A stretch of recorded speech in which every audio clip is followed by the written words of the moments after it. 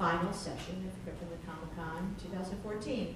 And just really quickly, I wanted to thank you all for being here, and people will be coming in now because I know they're wandering about and vending and stuff like that. And after this, we will be doing a very brief kind of wrap-up, just very short. And during that time, we'll have the second door prize drawing. And I would love to now, without further ado, introduce my colleague and friend, Professor Lydia Fecteau from Stockton College, who will in turn introduce Nick Holsom and Kara Leibowitz, who are going to share some information with you. And then we'll turn our attention immediately to the outstanding plenary with which we will conclude the event. Then we'll have a short closing remark session. Clear? Okay, thank you. Okay, well, let me go around the other side of these. We'll try to be nice. All right. Hello, thank you all for coming. Hopefully everybody will start moving in. I see more people coming, so I'll talk a little slower as everyone comes in. This is the end of our CripCon, kind of the capstone moment, we'll call it. And I get to introduce two young ones. One's an undergraduate, one's a graduate. Nick is an undergraduate here at Syracuse, and Kara is an graduate student at we'll figure that out. Information College, and Don't mind she's if doing we're hers gonna on stand disability because I need to studies, get nervous master's energy degree. Both of them are going to talk to you about Disabled and Proud Dare to Dream, which is a conference going to be held on here at Syracuse on October 18th and 19th of this year, this coming fall. So now it's my pleasure to introduce the two co-people, Nick and Kara. They're both on the conference committee. Nick, go ahead. Actually, One minute. Oh, Kara's going to go first. Ladies first, okay. I'm going to talk a little bit about DREAM, which is organizing the Disabled and Proud Conference. DREAM is a national organization for undergraduate and graduate students with disabilities by and for. What we do is we develop resources. We are somewhat of an online disability cultural center. We were founded by 3 wonderful students with disabilities back in 2011. And we've really grown, and I'm proud to serve on the board alongside my good friend Nick Holsom. And we are currently organizing the second Disabled and Proud conference, which will take place here at SU in October, and I'll let Nick say a little bit about that. So, as Kara mentioned, so DREAM is involved in creating disability culture, and Disabled Proud is really just an extension of that effort. Disabled Proud is an extension of the effort of DREAM, and so our goal is to bring 500 students with various disabilities, developmental, intellectual, learning, physical, invisible, visible, the whole gamut. And so what we would really like is for you all to show up, but also more than that, to submit proposals for how you think that you could, or what advice you think you would give or offer students with disabilities. So you can go online to the page dream.syr.edu, and you can check out Disabled Proud and DREAM.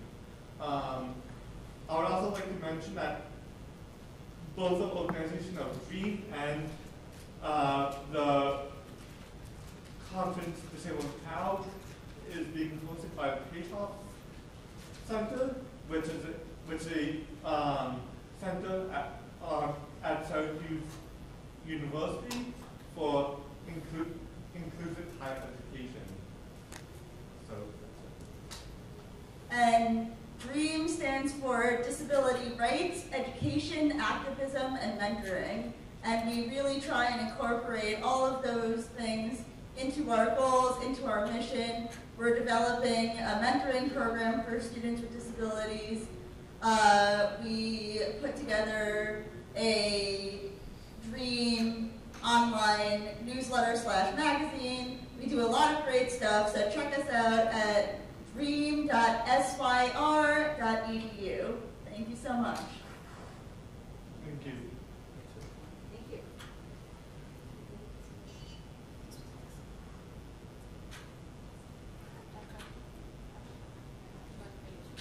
I guess I did. That's fine. All right, so behind us are our two main members for the plenary conference, the main seminar for today, our capstone. And they're going to be discussing the Bechdel test, which is the test that I believe it was Gail Simone created on comic books and other pop culture things to look at women being viewed in those areas. So it's nice to see us taking that and looking at it to a disability perspective. Day is wonderful author. She's got a new book coming out, which unfortunately is on the paper behind me, so I don't remember the name of it. Day?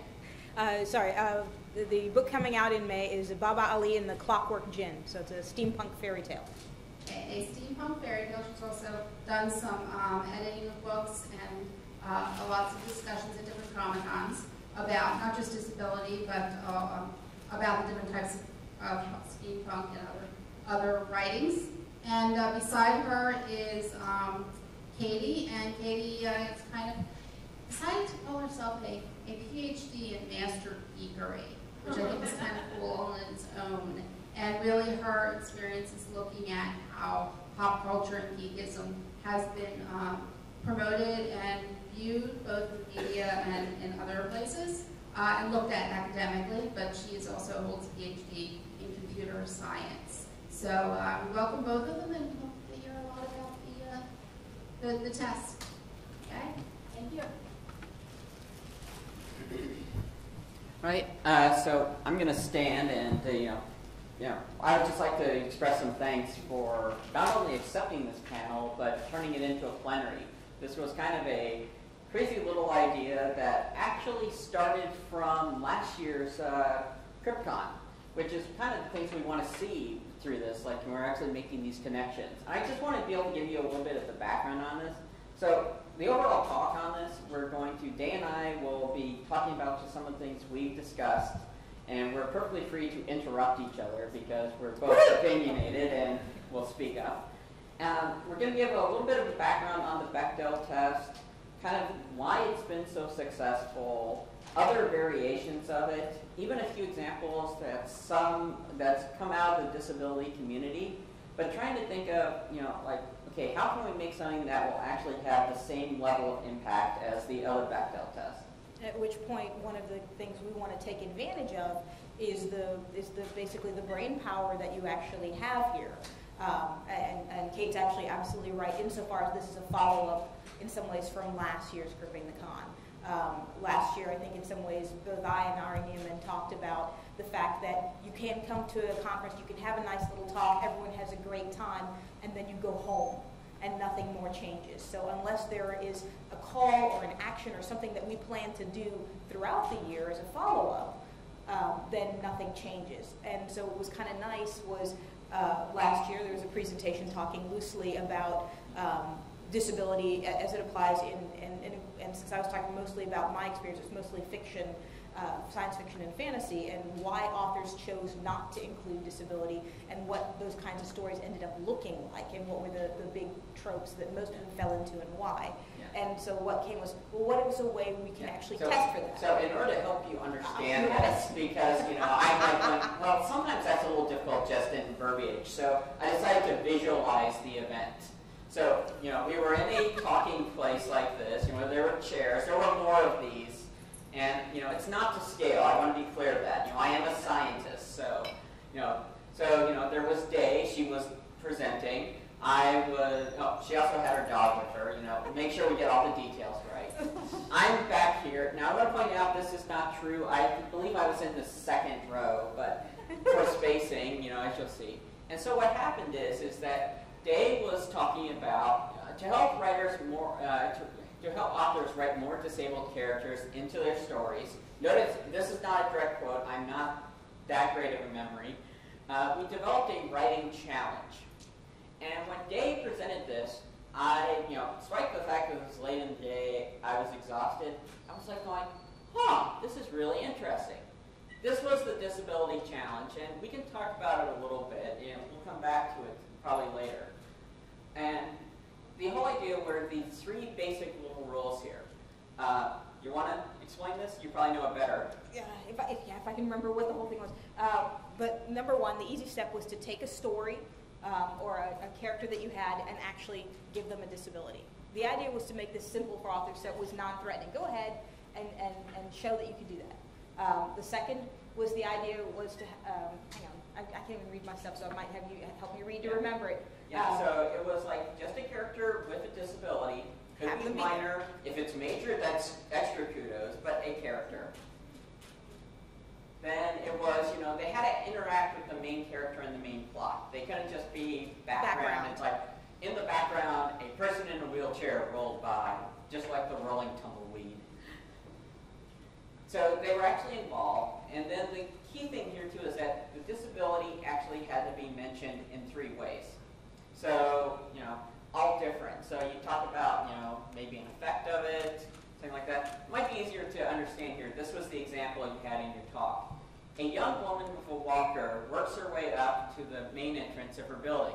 Mention of the walker. Yeah. The main character, who is a co-worker, falls in beside her, and they have a conversation about the strange way another person is acting. The walker makes a scraping. Sorry. The walker makes a scraping sound on the sidewalk. 2. They get to the entrance, and one of the front desk guards holds open the door. 3. And that's 3 ways disability impacts it. And you notice the third one doesn't even mention disability, but it's a way the environment would have interacted with the individual. And so I'm hearing this, and I'm just sitting there, and I go, and because Dave said, just interrupt her, during the talk. You said that. I did. Yeah. I did. I said, excuse me, Dave, but those rules give me the dangerous idea to somehow transform them into this Bechdel test. And I don't remember exactly what Dave said after this, but her response was something along the ideas of that's a really deliciously intriguing idea. It just kind of resonated. That does sound like something And I'd we say. talked a little bit, later that evening about it. But, it was a one-day event last year, and, I'm just trying to, figure out where my next career steps are. I've been busy with other things. And so come to early January, I decide, this is intriguing enough. So I decide, over in Seattle, send an email out to the other Washington and go, hey, Dave, do you remember that little comment I made? Would you want to do a panel on this? And got the reply back, sure. And so here we are. But, this is, this is an example, though, of what Dave was mentioning, that we need, this con is really great about providing connections. We have a lot of the diversity here. So what is the Bechdel test? So it's from Alison Bechdel, who is there to the right, who was writing this really great, somewhat underground comic that went on for well over 20 years at least, called Dykes to Watch Out For. And in a particular comic in 1985, she presented the rule, which was a set of rules her friend Liz Wallace devised for deciding to see a movie or not. So one of the historical things about this is that Alison Bechdel does not view herself as having invented it, because her friend Liz Wallace invented it. Some people call it the Wallace test or the Bechdel-Wallace test. But if you really want it to be true, it would actually be the Bechdel-Wallace-Wolff test, because the whole thing comes from a quote in Virginia Woolf's A Room of One's Own. Just a little historical fact. But here is basically the comic with the rule. And what the rule is basically this, is that, I don't know, I have this rule C.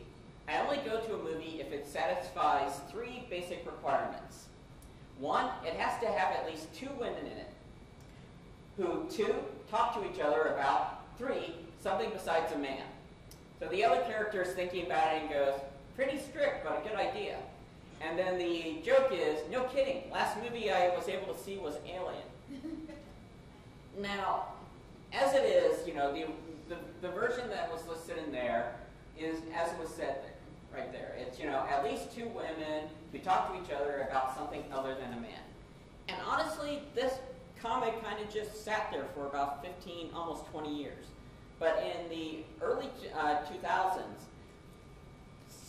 I need to look this up and figure out who was the first person, but it began being discussed among college students and women's studies and all that, and it really took off and has become a very popular meme on the internet and in discourse altogether. Right. One of the big tipping points was Anita Sarkeesian putting it on her YouTube, where she said, here, looking at movies the last 10 years, or blockbuster movies that did not meet the test, and it was movie after movie after movie that we all would recognize. Things like, what was it? Like? Yeah. So to be honest, the test has been revised a little bit, and you know, just in discussions.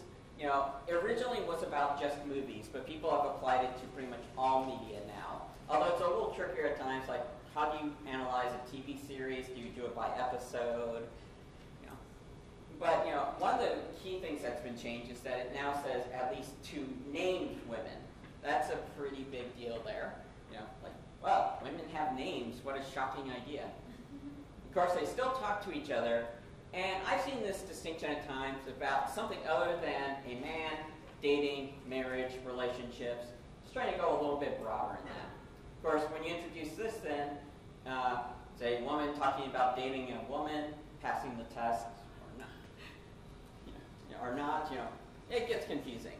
But it's changed a little bit. But here's the key thing. Name a movie besides Alien that passes the test. There's one recent movie that very overwhelmingly passes it. Frozen.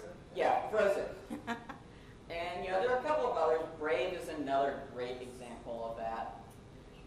But it gets incredibly difficult to come up with examples of this. And that's kind of what makes the Bechdel test so powerful. Do you have a suggestion, or? I was going to say to zero their 30 count, but there are 2 women who talk to each other, but it's more like when they talk about the men, it's kind of what we're talking about, like men at work, like the barriers and stuff like that. So it's not about dating, but they kind of are bringing someone in person, like the barriers. Okay, I'll be honest, I haven't seen that movie, so. I haven't either. Yeah. But it does bring up another interesting thing, which I think we're going to get to later, is some of the issues around the Bechdel. How long should the women be talking? Yeah. And I mean, so they're talking about men in this case as co-workers and difficulties with that, but you know, it's like, oh, but they're men, so it doesn't matter. Yeah, there's a, you know, one of the key things that we kind of see from this, you know, and we'll get into this a little bit more as I give you the history or analysis of this. It's, you know, the test seems very simple, and many films fail the test, and that's been a big part of it. And so many people do complain here, you know, and I was trying to find a great clip art for, you know, objection, and it's like, yes, white male with a monocle being seen here. It's perfect. We're talking about that. So there's so many things, you know, oh, it's too simple. It's vague. I mean, how many, you know, how, as Dave said, how long of a conversation, you know, I'm a scientist, I'm like, oh, it's not rigorous, you know, it's like, how am I going to guarantee that my interpretation will be the same as Dave's, as Diane's, of anyone in the room here? And, you know, it's like, oh, what if 99% of the conversations are about men, but there's the one where it's like, Dave, where's the bathroom? You know, is that sufficient? It's also like, well, what about this important issue to me? It's not mentioned, therefore it doesn't, I'm being silenced. Because that's the, you know, also the other one is freedom of speech. We can make movies about whatever we want. Or the classic is, Citizen Kane is a great movie. X movie is great. Why are you saying it's bad? Like, no, we're actually trying to say it fails a particular test. Now, if you're only going to evaluate it on that test, yes, it's bad. You can use a lot of different tests. Kind of like IQ is a measure of some aspect of intelligence, but not the measure. Right. I test a 63. We know there's a problem. Yeah. 83. And and actually the one that I really find interesting whenever people say is this last one. It's too easy. You can pass the test if you try.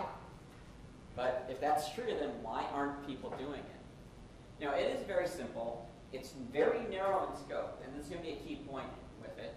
It has lots of room for interpretation, but that just begets discussion. If you're going to be able to have a debate about something, that gets people interested. It's again one test of many possible, and of course it should be easy to pass. Now here's the thing though, it's become very integrated into popular culture, and we have a lot of examples of this.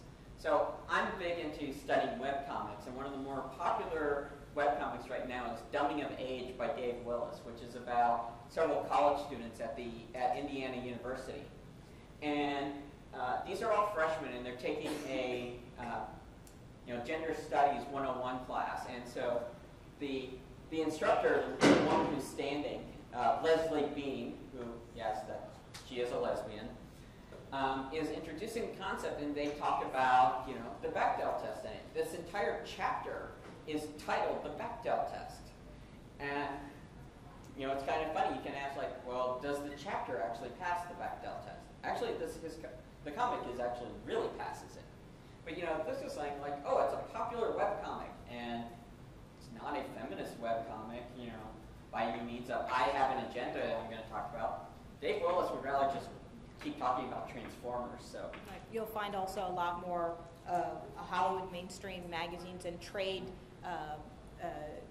papers and things like that actually mentioning the test itself. You'll have directors have mentioned it in passing as well. So here's Anita Sarkeesian. Sarkeesian. Yeah. Who has that very popular web series, Feminist Frequency, who, has given at least two video blogs about the Bechdel test. Right, and like I said, a lot of times that, it's about 5 years ago, and it was seen in a lot of ways as the tipping point to when the test in some ways hit mainstream versus being something that a very few, let's say, feminist scholars or folks who crossover between that feminist scholar and the comic industry caught on to. So this was a big one that's been going through the interwebs quite a bit. I can't tell you how many times I've seen it, shared on Tumblr.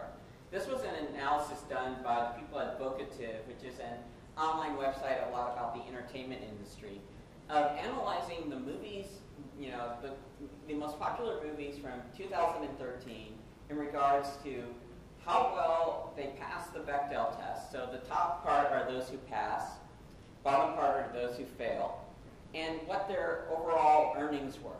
This is just the gross. And what you see is that those that passed made almost, or not quite double what the other ones did. Of course, you can't do a lot from this because, of course, the test is, subjective in many ways. Right. Argument. From the two examples that we gave earlier of ones that passed it, they're both family movies. Of course they're going to have higher attendance and make more money. That falls into the idea that the tests don't test everything. It's very specific in what it's looking for. Yeah, but if it's kind of hard to read here, but some of the movies that failed. Monsters University, which is a family film. True. A lot of the major fandoms, Star Trek Into Darkness, which, a woman just hanging out in her bra is not really going to be passing the test. But it could if she's talking to another woman about, say, the bra. The Hobbit, The Desolation of Smaug, Planes, of course that movie sucked. Cloudy with a Chance of Meatballs too, another targeted children's film. So you have, it's one of these where I think this is one of those where, we passed the tipping point, I think, among a lot of people who study pop culture with Anita Sarkeesian's blogs. But this is starting to get really even more mainstream now with things like this. I believe there was even a New York Times article about this. Right. When you start counting dollars, people pay attention. Yeah. So, I'm sorry, I really don't mean to interrupt. It looked like there was something that I couldn't decipher. Yeah. What is up with gravity? Why So on how it works is so that first grouping up there are those who completely pass the test, and where like there's no real disagreement about. Then that like extra little arc up there, that like lighter blue color, are ones where it's dubious. Yeah, it's like like you could argue about it. So the example in there that I know, Thor: The Dark World, there is a scene where Thor's mom and Thor's love interest, where I'm like going, this is bad, where I can't remember names. So this is the second day of a con, and it's a movie that I saw when I was really, really tired. They do talk about quantum physics, where she's being cured, and she like asks like, oh, is it using such and such physics principle? And Thor goes, it's magic, and then the mom goes, yes, that's exactly the quantum theory we're using, which I will admit I did like that scene because I'm a science, I'm a female science geek. So, some people argue that, but that's like 30 seconds of dialogue, so it doesn't pass. But the thing here, though, it's become very much, the Bechdel test has become this common ground now by which a lot of discussions of the representation of women in films take place. It spurs the discussion. And, it's not the end of it, because, a lot of times we're like going, there was the, and, somebody will make a mention of, what was the movie with the two female cops? What? Sandra Bullock and Melissa McCarthy. Yeah. Yeah, that was a terrible movie. What's it called? Heat. Yeah. Heat. Okay, yeah, a lot of people saying like, oh, Hollywood should make more movies like this. It was incredibly successful, but a lot of analyses say, and it passes the Bechdel test. This is great. This is what we've been saying. Actually, it goes beyond the Bechdel test. Right, and I didn't like it at all because of the way it represented women. The key thing about, and the reason I talk about the Bechdel test about it, very specific. It tests for the presence of women. It has nothing to do with the quality of that representation. You could have a movie filled with stereotypes, poorly, Day and poorly I described women. go passes. shoe shopping together. Of course, since both of us are wearing sneakers, it would probably actually be slightly entertaining. But that would technically pass it. Just we couldn't talk about men during it, or relationships or things. So we'd have to talk about disability culture and. Well, I guess everyone here would probably see this movie, but that's the key thing, though. It's it started out with this kind of just simple. It was a throwaway joke in a comic. Someone found it and thought, hey, this is interesting, and they started talking about it, and it spread way beyond. Dykes to Watch Out For. I'm going to shock it to you. Is a comic about lesbians and LGBT issues. It might be a little surprise there, but it's expanded on, and people are talking about it. Some people are a little shocked when they learn what the original source was. And it's not surprising that other attempts have been made to make similar versions of it. And so LGBT, race, ethnicity, and I'm not going to go into details on any of these, but there's the Russo test that was created by GLAAD to evaluate films. This is probably the most successful one that's out there because it had a big organization behind it, and it's named after a pretty big name. There's this Dagan's Rule, which has its own page on TV tropes, although that's about the only place I have found Dagan's Rule. So there was the Finkbeiner test, which was for reporting on women in sciences, and then here are just a couple of the ones we found about disability. Dave Hingsberger did one. There is a character with a disability in the movie who exists and takes actions independently without support or approval from others, and who comments on disability as a real experience, not as ennobling or pity or as comic relief. So it's kind of addressing a lot of the common themes we talk about. Dave revised it at one point, and the key line is, and who isn't smothered with a pillow or done away from their own good. I suspect that he probably saw... $1 Million Baby. Yeah, $1 Million Baby. I never bothered seeing that because I knew Clint Eastwood was writing it. Another blogger named Capri Uni, I'm not even going to try to, had one, at least one character who has an actual disability with consequences. It wasn't like, I have blah,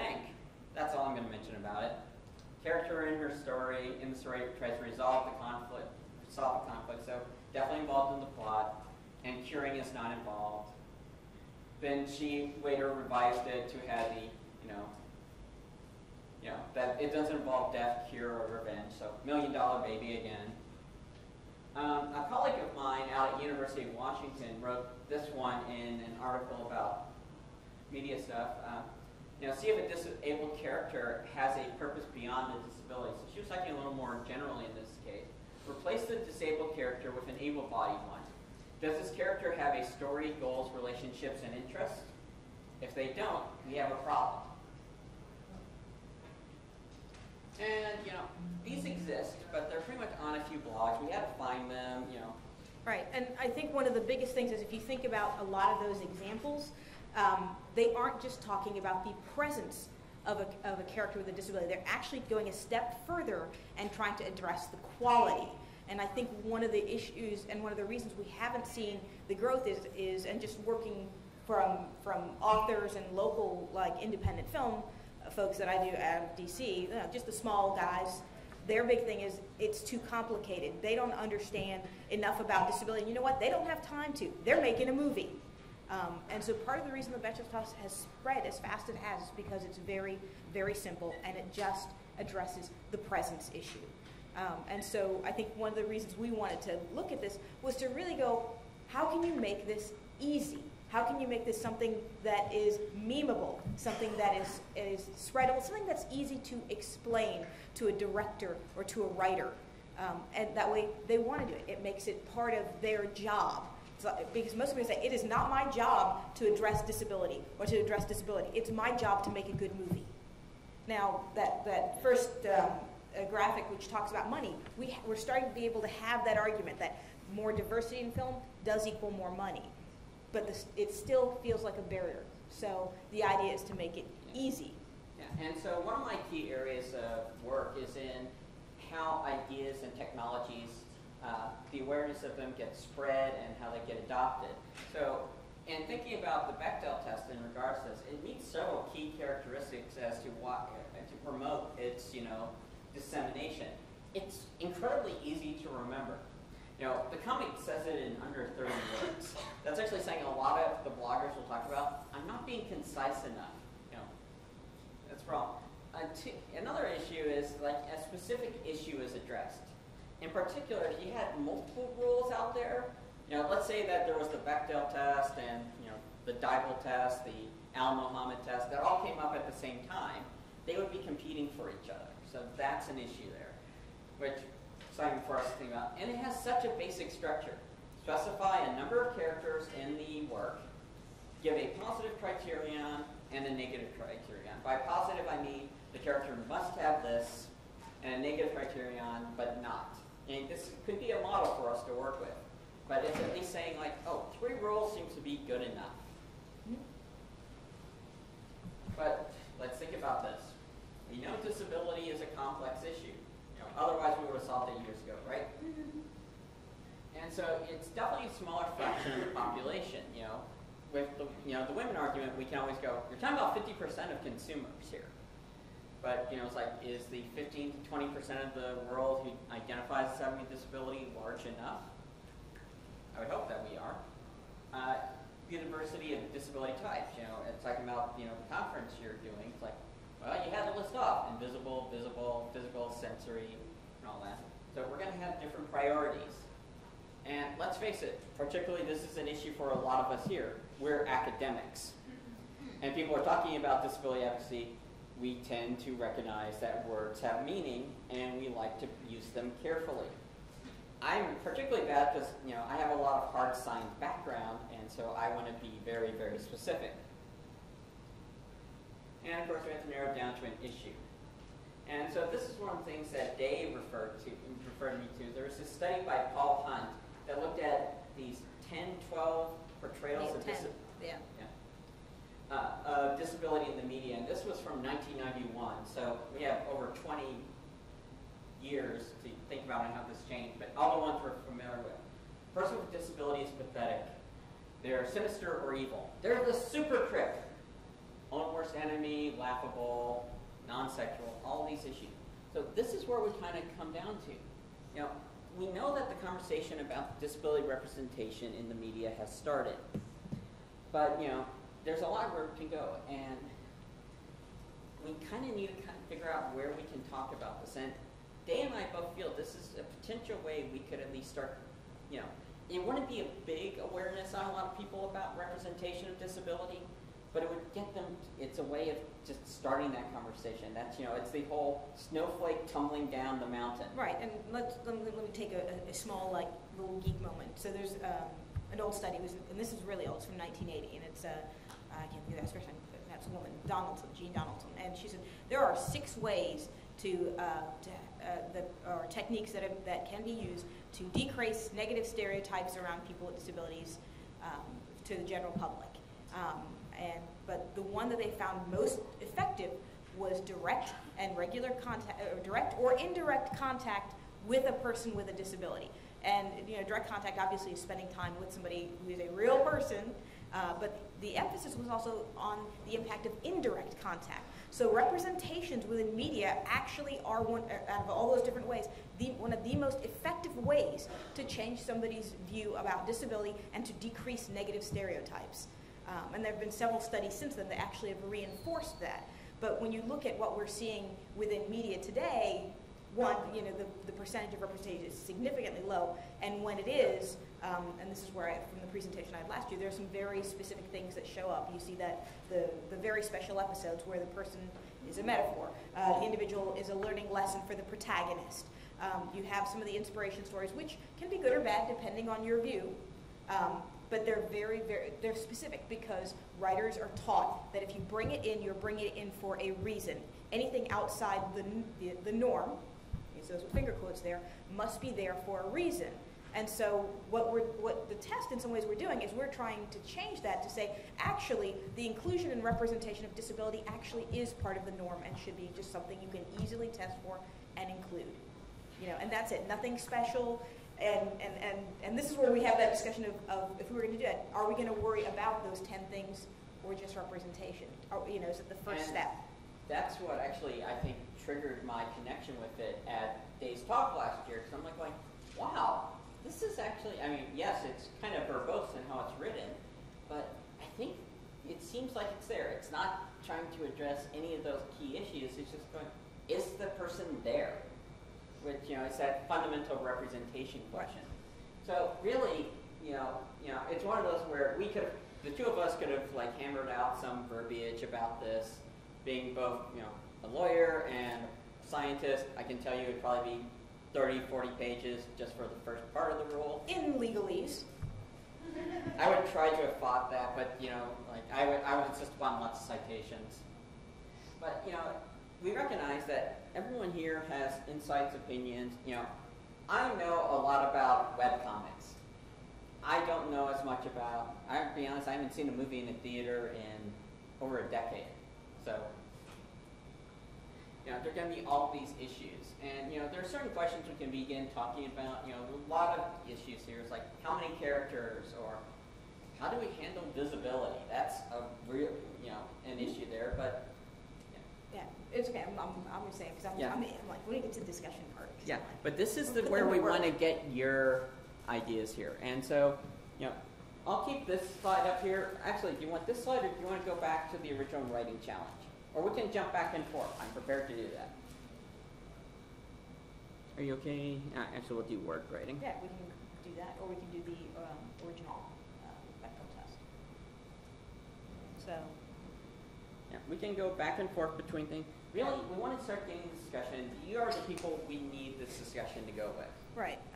And was there somebody? If somebody's interested, just that's the other thing. And get the mic, speak up, because I won't see you. Yeah. If you want, could you raise your hand? And I can Thank you. Thank you, Ethan.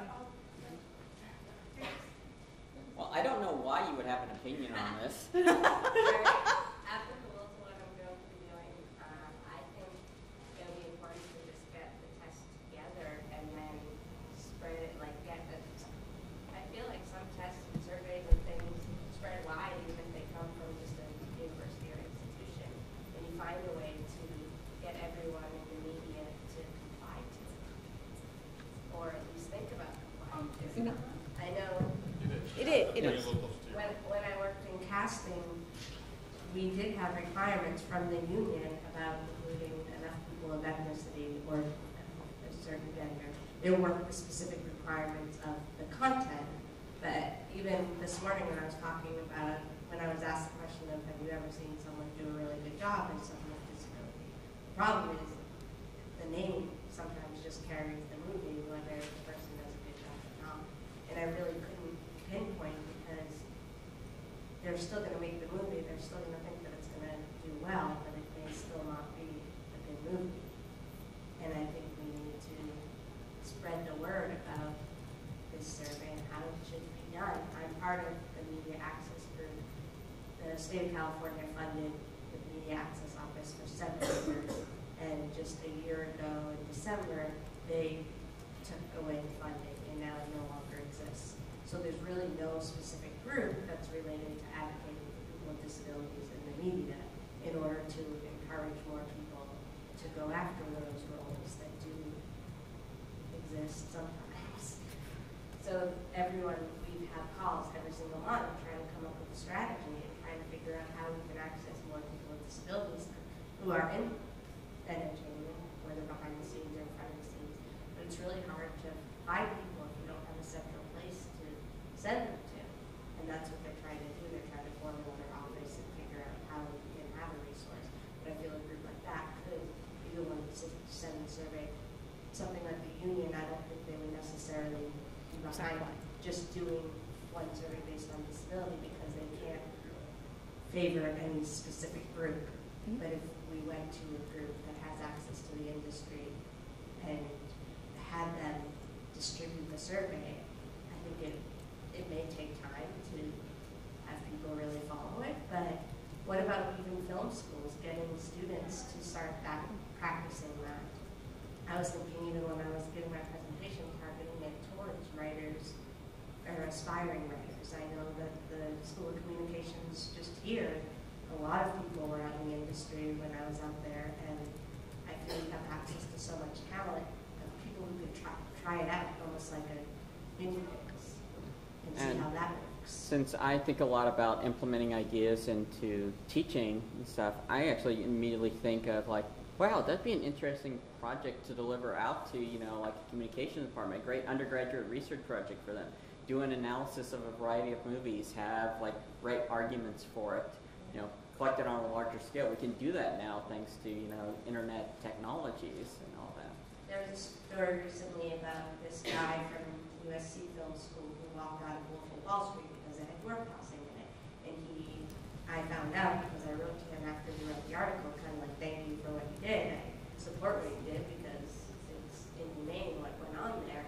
And he responded by saying he grew up with a little person. He had a really good friend who was a little person, and he's at film school, and he wants to include little people in more positive roles when he becomes a successful filmmaker. And it's unfortunate that a lot of people think they have to get to that level of success before they can start including people with disabilities and take that risk.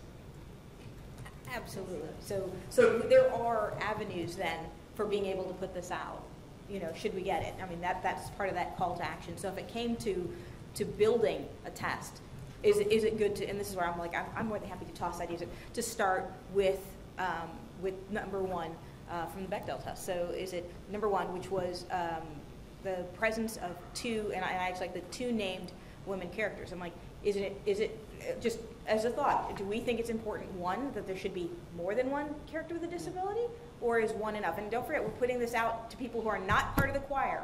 So obviously that's where I go. And is it important that the disability is known, which is another key point, and actually goes back to your talk this morning. So I hope people were there for that, and so they can catch the reference. I have a lot of thoughts, as I usually do. And I may take a crack at developing a version myself on my blog. But I think one of the most important things is that the disability is explicitly named, as you were sort of saying. So, in my opinion, Sheldon from The Big Bang Theory wouldn't count because it's not explicitly stated that he's autistic, even though it's extraordinarily heavily implied. Everybody knows And I think See, it's even more complicated than that. I'm sorry, I just want to. I think it's even been said in outside interviews that Sheldon was written to be autistic, but I think it needs to be said in the show or in the movie. Actually, what's been said is the producers say he's not autistic, but Jim Gillespie is that who plays him, or am I?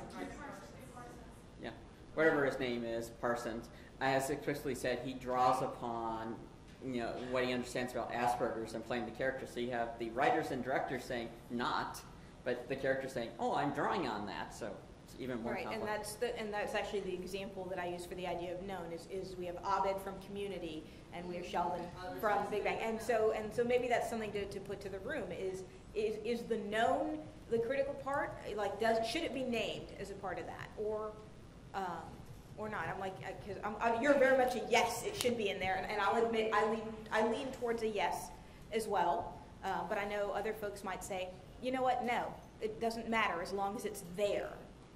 So. I have to say, I definitely think yes, the disability should be explicitly stated. Mm-hmm. And I also strongly am leaning towards the number being at least 2, because with one, no matter how the character is written, it's so easy to take one character with a disability or a difference from the rest of the cast and turn them into a token, which also really needs to be avoided. So I think a really safe way to avoid that is to have, 2 or more, and have them both be explicitly. I'm going to challenge you on Yeah, that. I can do that too. 'Cause this is one I've been thinking about a lot. I'll let Day handle this one. No, Yeah. I'm so Oh, sorry. sorry. So yeah, I'm just going to challenge me, and this isn't, and this doesn't mean actually that I actually personally disagree with you. This is me going, all right, I'm a director. I'm like, dude, do you know how hard it is just to find one? They closed down the California Access, the media group. I can't find them. I'm lucky just to get one. And for God's sake, I only have one black person. Why should I have 2 disabled people? And yes, I have heard things that explicitly put. And if you look at other minority groups, with the exception of women, actually, and now you can see it in women too, there's usually only one person of color. There's usually only one woman. And as much as I love Avengers, that's another example of that. And I know the director had some issues with that and wanted to change that and things like that. But so this is where I'm going to be like, I like it. I would love it. How passable do you think that would be? Do you? So it's me going, I agree with you, but I'm going to challenge. Yeah, there's only one movie that comes to my mind that would pass it with that criteria. I think that's Forrest Gump. So, and even that is iffy. Yeah. Yeah. But we're talking about presence, not necessarily quality. So let me take back that. Although the explicitly stated would not be clear. Pardon? I'll add the village as well. Oh. That's true. Yes. Okay. We have plenty of examples of maybe not so great movies. Okay, so right now, I think it was the presence of we can argue 1 or more. I was going to say, what about the film by a Special Olympics film, The Ringer? Oh, The Ringer. The Ringer was Lydia Evans. The Ringer? Yeah. That was Johnny Knoxville, where he pretends to be in the Special Olympics to earn money. based on a bad South Park joke. Yes. I'm sitting here trying to think, actually, well, we don't have a full test yet. Right now, we're looking at part 1, which right now I think was, and let me loosely say it, we can see if people argue, disagree, and feel free to push back going, no, that's not going to fly. Would be 1 or more name, and I like the idea of a named character with a disability. Writers are taught, don't give anybody a name unless they need one. A named character with a name. A named character with a known, we do say known or recognized disability. Recognized can get into murky territory with visible versus non-visible. Yes. I would argue, wow, it just flew out of my head. I would argue that recognizable gets murky because that can start edging into visible versus non-visible disability territory, and we want to avoid that. So, I forgot. So 1 or more characters with one or more named characters with a named disability. Right now, I think it's floating around. I know there's other people. Well, we have the mic going around. Yeah. Oh, good. Yeah, just make sure the mic gets to everybody. Yeah. We can just take turns. I love the conversation, Yeah. but I know it's really hard for us, some people to process and hear it, and for our keynotes to. Yeah, unfortunately, Day and I play off of each other in this very well. And So that's yeah. okay. But if like you have a comment and it was like 2 things ago, please feel free to share it, even if we're not on that topic anymore. Because we will go back and forth. Absolutely. And right before we finish, we're going to talk about how to continue this conversation afterwards. Yeah, so I think the name disability is extremely traumatic and extremely tragic because not everyone is out about disability. So how do you represent people who are still like talking about the disabilities? And so I'd like to revise that definition to say people with a disability that is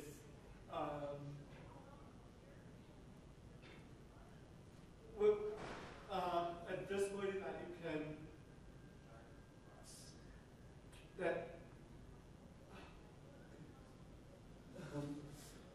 so a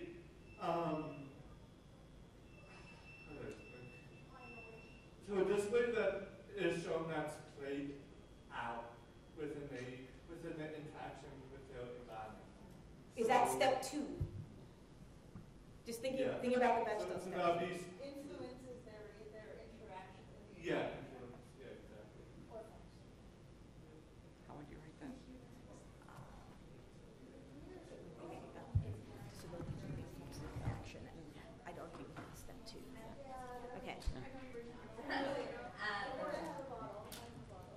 One of the things you mentioned, I know it's definitely going to be hard to find people that are too, but I think sometimes part of what makes the movie unique, or even my involvement with the Little People organization, I didn't get involved until college.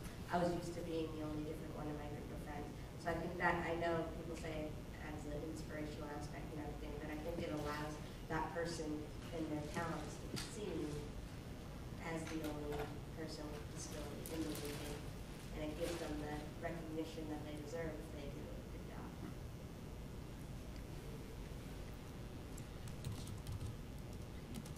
Hi guys. So I actually do a lot of my research and stuff in representation in media and arts and culture, and so as with an emphasis on mental health, but especially looking at this kind of stuff. And I'm also a playwright, so I do my own disability art in a way. And so, like, theater for the Bechdel test is just awful. Like, never do the Bechdel test on plays because everything will fail and you will never enjoy plays again. But like, to that standard, I think that looking at some of the criteria for the Bechdel test that you showed that people had developed about the disability Bechdel tests, you're saying that like the disability shouldn't inform the conflict, or like. That is a pretty common theme in there, that it's like they'll say like, oh, the interactions should be, there should be interactions with the main plot, but they'll say things like, oh, but it shouldn't be pathetic, or it shouldn't be resolved by being cured. But I think that like in a lot of cases when you're like coming into contact with like artists with disabilities and they want to tell their stories, like I think that in that case, like you want the disability to be the plot. You want people to be able to share their ideas and their work. And a lot of times, like when you're writing autobiographically, or you're having disabled artists who want to write more about and share disabled stories, then maybe it's good that the conflict has disability at the center, because you're being able to share that with like people who aren't disabled. Agreed. And like bring them into a world that they have no experience with. And like through that lens, you're like providing exposure. And I try to do that with my own work.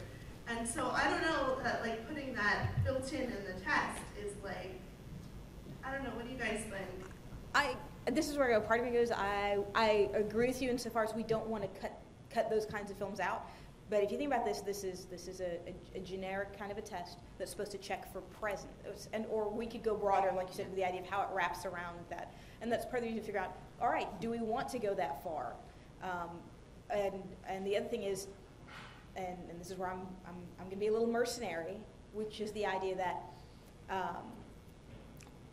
percentage of when you talk about who is the test for?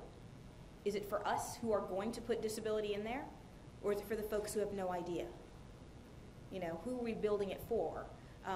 And if we build it with the idea of wrapping around some of those other parts, which, like I said, I'm not sure I fully agree, yes or no on that yet, is if that is done, the reason it's done is to encourage, and this is where it goes into encourage more quality representation.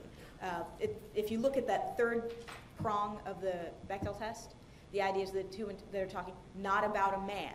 And the reason that, in some ways, even though I talk about it being a test for representation, that there is a qualifier insofar as if you think about in films, women are defined by their role against the man. They're defined by that position. In some ways, like Coal Miner's Daughter, if you want to talk about an ancient movie, it was the position based against the man, even though it's a woman's story.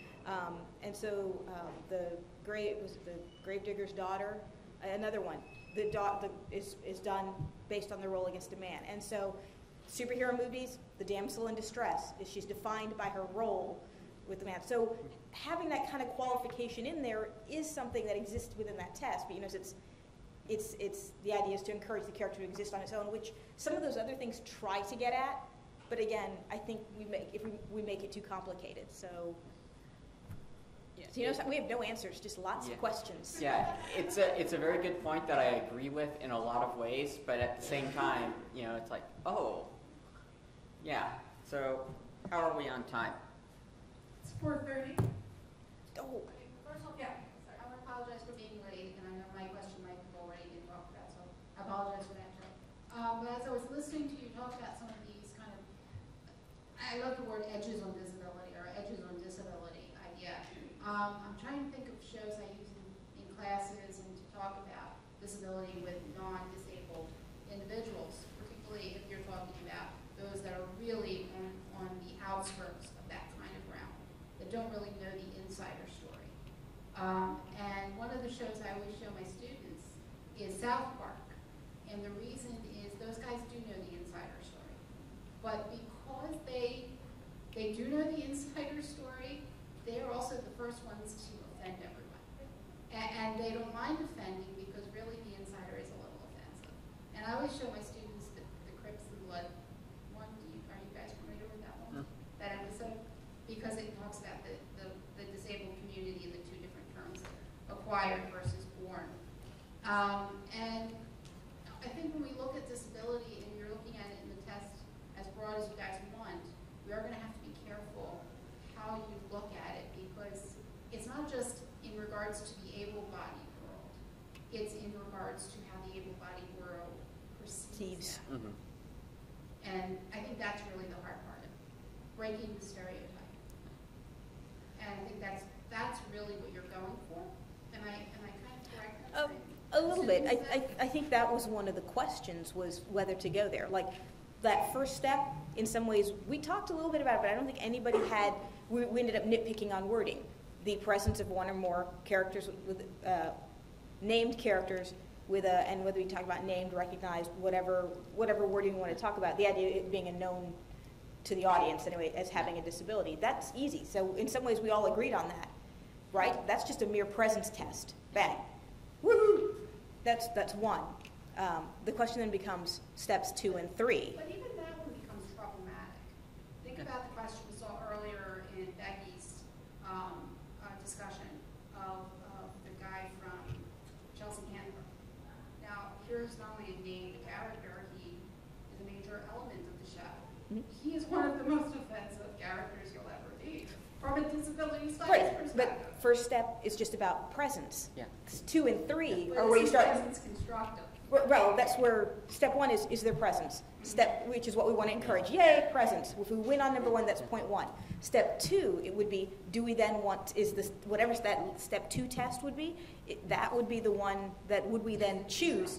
Is it constructive? It's kind of like an easy rule that Emmy Mears and I talked about at a presentation for authors, and we had 100 authors in a room, and we were pushing them to write the other, whether that's LGBT characters, disability characters, and the biggest thing was we want you to create a character that you can walk all the way around. And if you make a three-dimensional character, the belief is then you're going to have somebody that is going to be a meaningful character. They're not going to exist just as an identity. And that's a simple one-line saying, have a character you can walk all the way around. But what we're looking for here is that one-step presence. Step two is going to be the quality of that role. And it sounds like people want to get into that, and that's a little murky. Yeah. Do you want to talk about the website? I was going to say, we're supposed to be off here at 4:30. Yeah, Okay. yeah, and it's just the... Why don't we finish up? I'll take 2 more questions, you guys. Then just need about 30 seconds to wrap up. So, questions first? Yeah. No. What? Yeah, hi. I mean, this came up a while back, I was thinking about films that fit the criteria, and I just wanted to ask this one. This is a really quick question, but does Daredevil count? The one with Ben Affleck? Does what? Daredevil? I'm trying. Yeah. Yeah, we had one, yeah. Wait, which test? The first one? Yeah. The Bechdel test? Right. I don't think so. I'm trying to remember of the women characters. Yeah. There's only one. He meant the first criteria of this test. Right. All right. So it has one or more characters. So it's one character who is named. And has a clearly identified, Disability. Yeah. So as far as meeting the presence test, Right. the answer would be yes. I think we would go with the second one too, because it's constructive. It survives independently. Right. Right. And the question is that the test we want to have for step two? And Okay, we're there. so, here's a question that I've been meaning to ask for the last 2 days, because I'm here and and I hope I don't step on the wrong toes when I ask this question, because, my question is, and, I'm a scholar, I'm doing research, and I do a lot of research in disability studies. What criteria should someone without disabilities have when it comes to writing about disability? I don't think you need to have a qualification to write about it when you're talking about fiction. I think the idea is authors and writers are supposed to look at writing the other. How do you write aliens? How do you write anything? The moment you say only people with disabilities should be writing about people with disabilities, everyone loses. Everyone loses.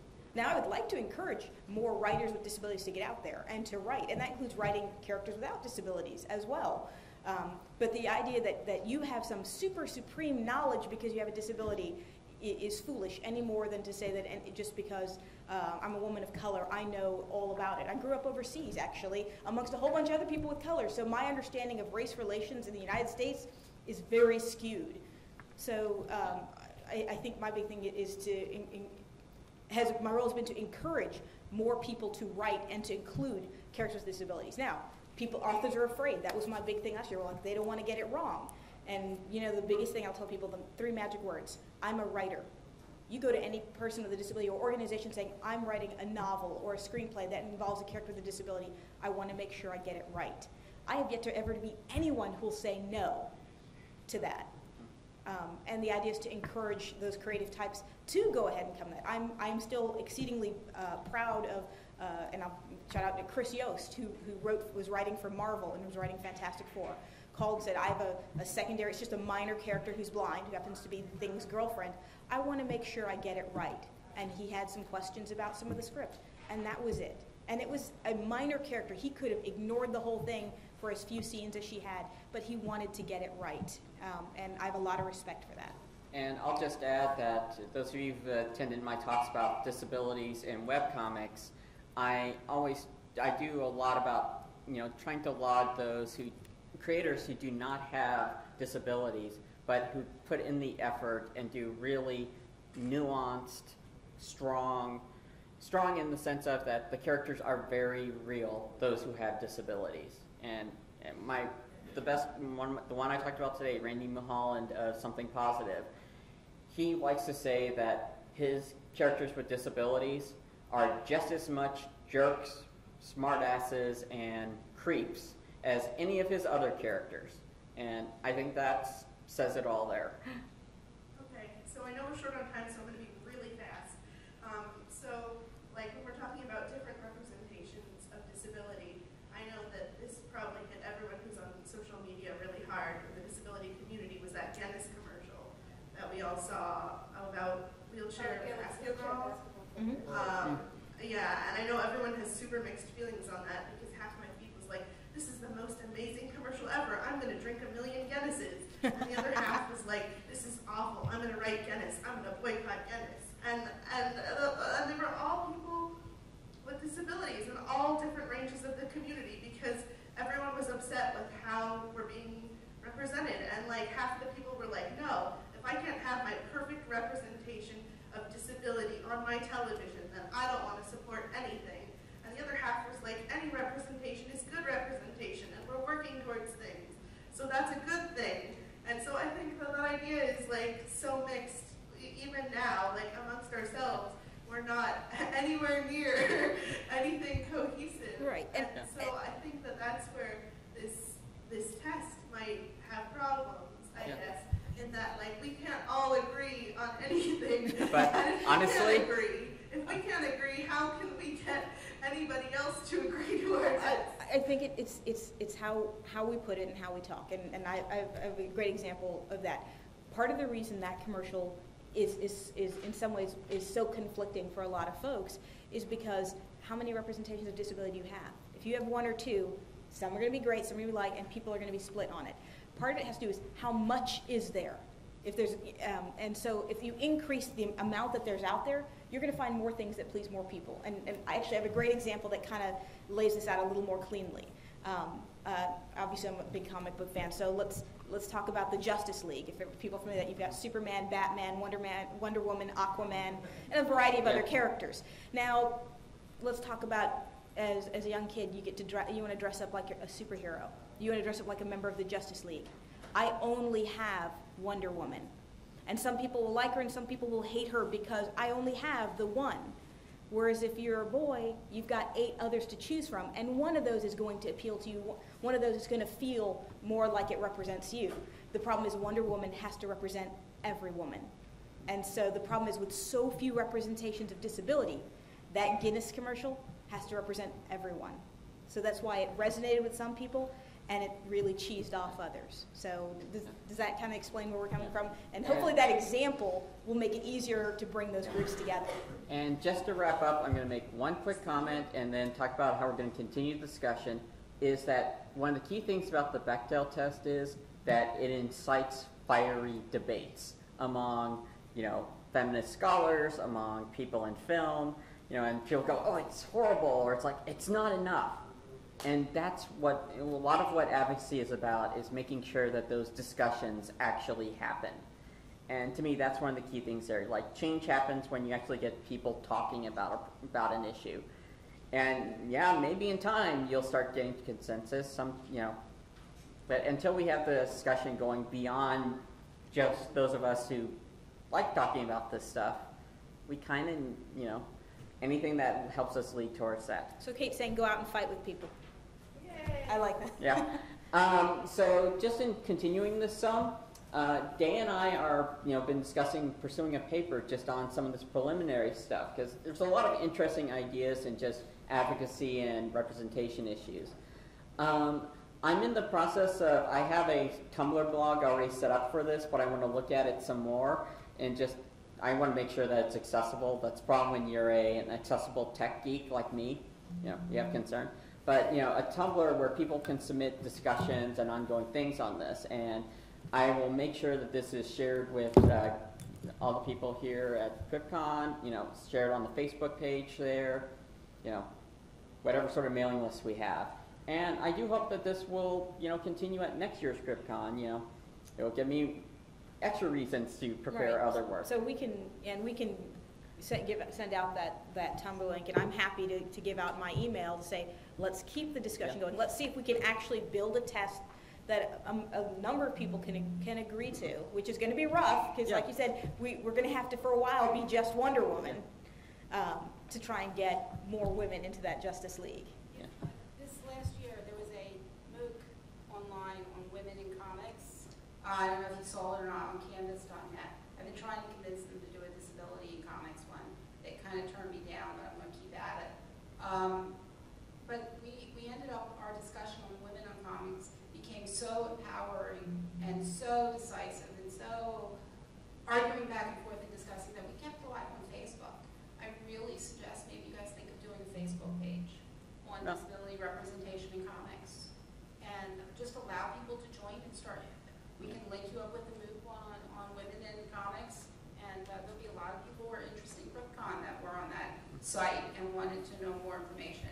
So maybe a Facebook site so it's not quite so technical that people have trouble getting to it. Yeah. Well, Facebook has Facebook a little has better in accessibility. accessibility, but Yeah, not much. Yeah. Well, I want to thank you guys so much for this amazing discussion. Thank you. And we're wrapping up now.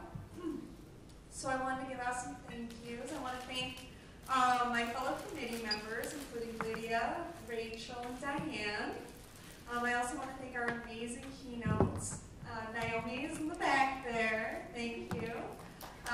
Becky, Dr. William Keys, and obviously, we have Dr. Kate up here, and as I've been calling her, Dagon.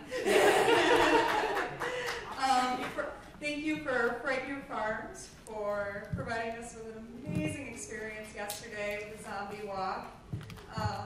And thank you to all of you guys. I do have some, does anyone have tickets left? Because I feel like I'm going to be like Diane, like the worst, saddest game of bingo in the world. Okay, there's like 5 people who just rose their hand. There's probably like 200 tickets in here, so this will be very fun. Rachel, what's our